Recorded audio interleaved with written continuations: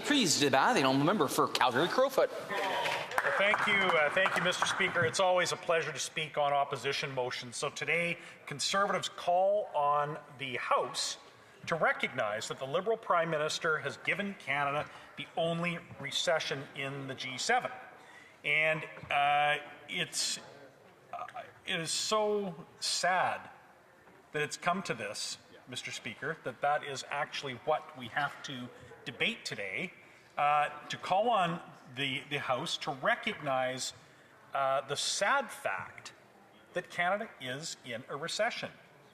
Canada is in a recession, and it is the only country in the G7 for which that is the case. Now, why is Canada alone in the G7? Well, Mr. Speaker, the government has blamed international events and continues to blame international factors for Canada's poor economic performance. But I point out to the House that every other G7 country faces the same international factors. They cite war in Ukraine and in the Persian Gulf and Iran. This affects all countries, Mr. Speaker. They talk about the trade war that we certainly don't want and didn't ask for in Canada, but I point out that the United States is tariffing itself. They face tariffs. They have made the decision to tariff their own and make their own citizens pay tariffs on that which they import. So, but yet they're not in a recession. It's Canada alone among G7 countries that is in a recession. So we have to look at other factors driving this. And we, as our motion calls on the government to recognize that Canada has the worst household debt in the G7.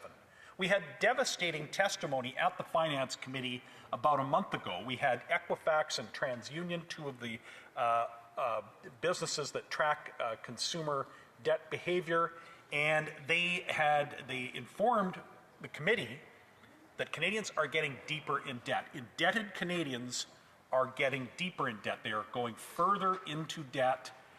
So the credit balloon is continuing to expand, but not with additional players. It's not that Canadians are buying homes for the first time, this kind of thing, becoming new participants in credit, Mr. Speaker. No. Indebted Canadians are getting deeper in debt. And what they are doing, Mr. Speaker, they are coping with this not with higher salaries and higher incomes to pay their debts. They are stretching out their payments, refinancing their loans, skipping out on essentials, Mr. Speaker, like cutting back on other expenses, and exhausting their savings. So this is not sustainable. This is not going to give us a consumer-led recovery, because consumers are tapped out, Mr. Speaker. In fact, Food Banks Canada has just released a report that says among lower-income Canadians, food, other essentials, and housing combined are more than 100% of the average household budget among low-income Canadians. So people at the lowest levels, they are the people getting deeper in debt, Mr. Speaker. They can't afford food. They can't afford gasoline. They can't afford housing. And they are coping with it by exhausting any savings if they might have and getting deeper into debt. So affordability, Mr. Speaker, this is part of the crisis that we find ourselves in. And housing, we know that Canada has, we call upon them in the motion to acknowledge this, that we have the worst housing affordability in the G7. A first-time buyer, a young person or young family hoping to establish a new household and buy a home as part of a long-term financial plan and a way to put down roots in a community, they haven't had a hope under this government, Mr. Speaker.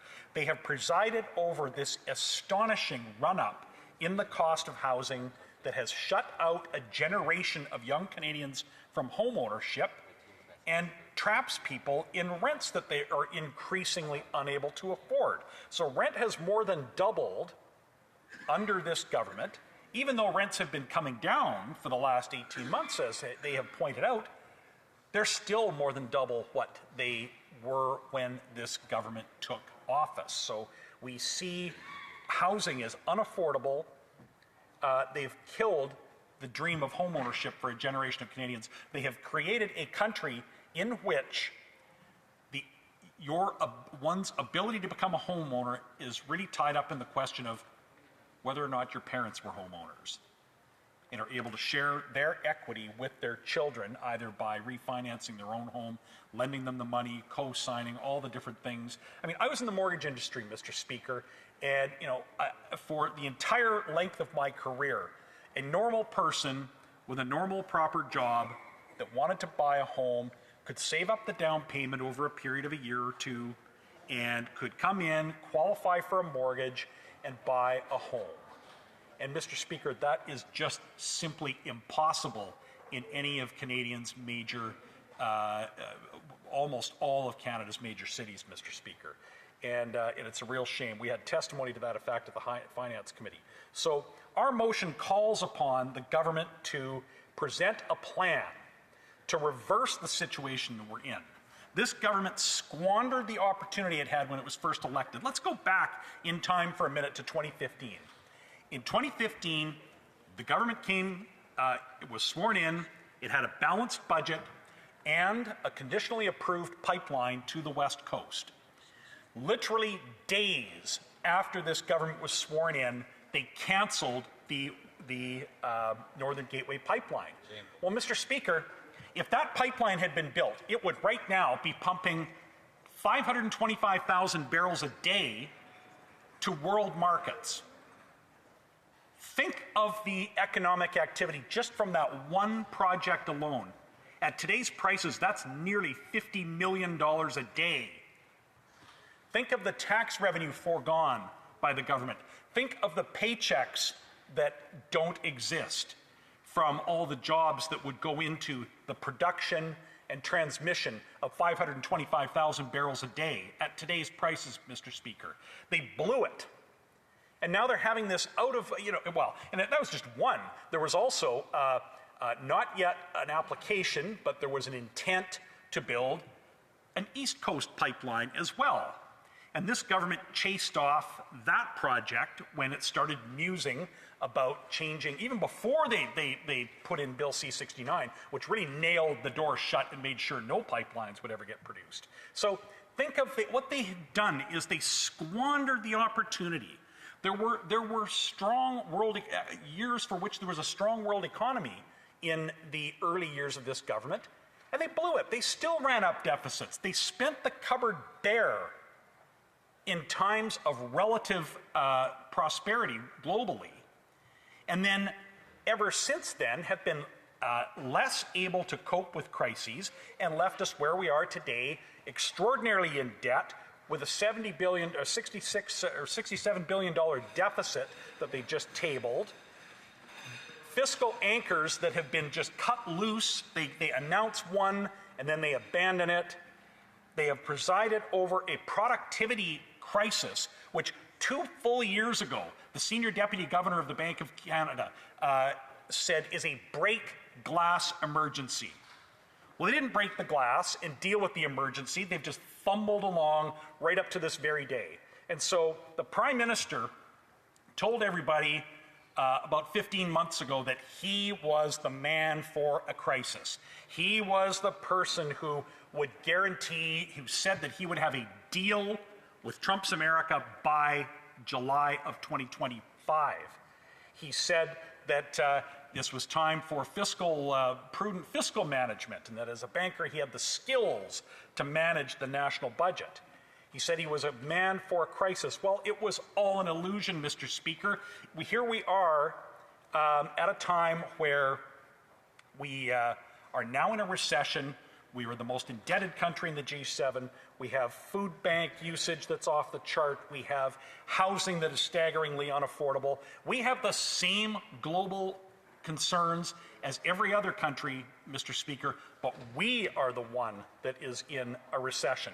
And the responsibility for that lies on this Prime Minister and the 10.5 years of financial and economic mismanagement that has occurred under this Prime Minister and this government's watch. Questions and comments. Question commentaire. The Honourable Parliamentary Secretary, the Government House Leader. Yes, thank you, Mr. Speaker. You know, the member needs a reality check. The election just over a year ago, Canada went to the polls and elected a new Prime Minister with impeccable credentials. And what we have seen is rents actually have gone down since he has been the Prime Minister. We have seen the average household net worth increase since we've had this new Prime Minister. We have a AAA credit union, the best financial position in the G7 since this particular Prime Minister has been elected. We have that AAA credit rating, so many things taking place, the major projects to a budget that delivers in many different ways to Canadians, and yet the Conservatives go around spreading misinformation consistently to try to make it look as if Canada is broken. Not true. Member for Calgary Crowfoot. Well, there you have it again, Mr. Speaker. Another Liberal saying that Canadians have never had it so good. I really wonder who this member talks to. He raised the issue of the net worth of Canadians. I wonder if this member has bothered to determine just how that average number might work out. Is it that there are an extraordinarily small number of people who have seen their assets inflate in value, while the typical Canadian household is deeply in debt, getting deeper in debt, and is exhausting their savings just to keep up with their bills? Question et commentaire. L'honorable député de la Pointe-de-l'Île. Merci, Monsieur le The Honourable Member for La Pointe-de-l'Île. Thank you, Mr. Speaker. My colleague said that the Conservatives want to abolish all taxes on oil. That would cost at least $5 billion for the government. In order to compensate for that, would he agree that we should put an end to all subsidies to oil and gas? Crowfoot. Well, Mr. Speaker, if what he meant was that we have called upon the federal government to eliminate all of the federal taxes on fuel, he is correct that we have called upon them to do so. We're disappointed that the government has not. And as for subsidy, look, we are the party of free enterprise, Mr. Speaker, and if this government would simply just eliminate all of the regulations and laws that it has passed since 2015 that prevent projects from being built, we would be much better off today. I spoke about a couple of specifics in my speech about that, but it is on this government and their red tape that is holding Canada back and holding our industries back. Questions, comments. The Member for Flamborough, Glenbrook, Brant North. Thank you, Mr. Speaker, and thank you to my colleague from Calgary for an excellent speech. 12 years ago, the front page of the New York Times declared Canada the richest, most prosperous middle class in the world. And 11 years after these Liberals, my colleague has mentioned in his speech, record household debts, delinquencies, middle class is suffering.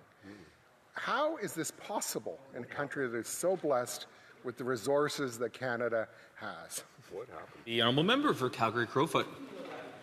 Well, it's possible because there was a change of government in 2015 and the new government blew it. I mean, it really is that simple. They did inherit, I mentioned some of the other advantages from a government point of view that they inherited from the previous government. In fact, from previous governments, there was a decades-running consensus around fiscal discipline in this place, and they blew it. They inherited, yes, what the New York Times had described as the world's most prosperous middle class. This was a country where you could get ahead if you just did the work. That a normal person could go to school, get a job, apply, save a little bit of money, buy a house, put down roots, start a family in a nice, safe neighborhood. That is the country that they inherited, and they blew it. Resuming debate.